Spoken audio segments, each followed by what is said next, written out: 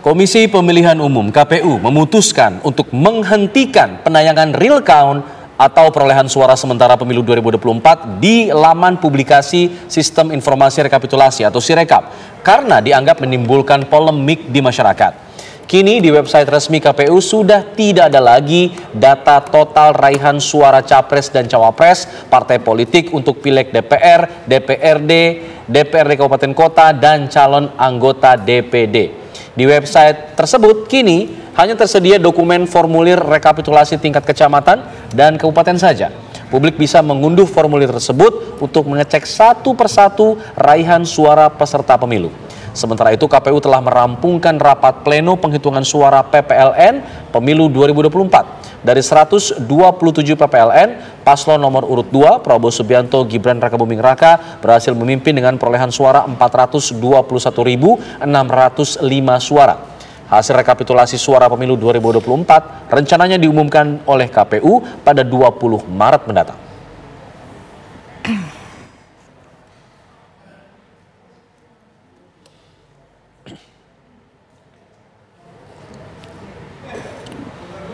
Ya, apa perkembangan terbaru dari rekapitulasi suara pemilu 2024 di KPU telah ada rekan kami Laura Luis yang akan menggambarkannya. Silakan Laura.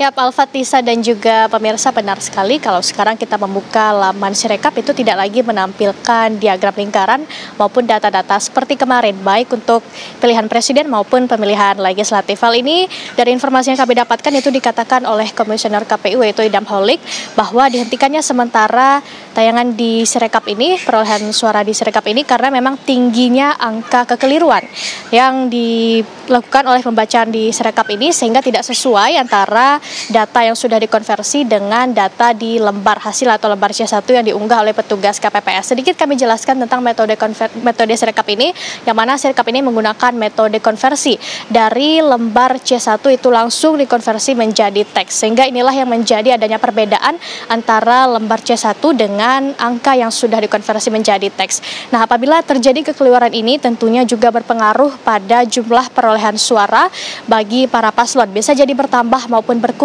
Dan hal ini terjadi pada ketiga paslon, baik paslon 01, 02, dan 03, begitupun juga dengan pemilihan legislatif maupun partai politik.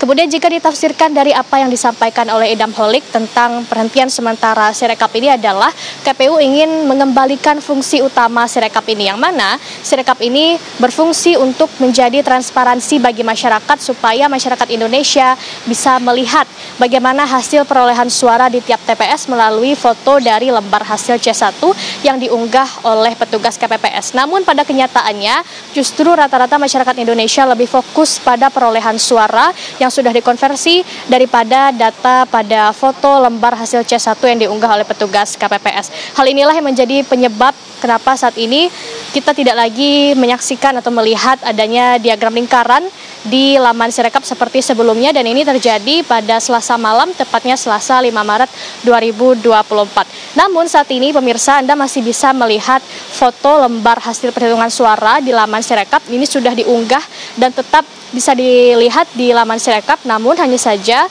untuk melihatnya kita harus membuka satu persatu TPS, yang mana saat ini secara keseluruhan ada 8.213 TPS. Jadi jika ingin melihatnya kita harus membuka satu persatu TPS. Namun kami belum dapat pernyataan resmi sampai kapankah Sirekap ini akan dihentikan sementara atau kapan akan dimunculkan kembali. Sementara KPU juga sempat menyatakan bahwa laman Sirekap ini bukanlah menjadi acuan utama dalam melihat perolehan suara. Yang menjadi acuan utama tetaplah berdasarkan perhitungan manual berjenjang yang dilakukan oleh KPU yang nantinya akan diumumkan secara resmi pada tanggal 20 Maret 2024 mendatang. Untuk rekapitulasi suara, dari 6 hari ini diadakan rapat pleno dan rekapitulasi perhitungan suara untuk PPLN berdasarkan perhitungan kemarin yaitu 4 Maret 2000. Penghitungan rekapitulasi suara. Baik.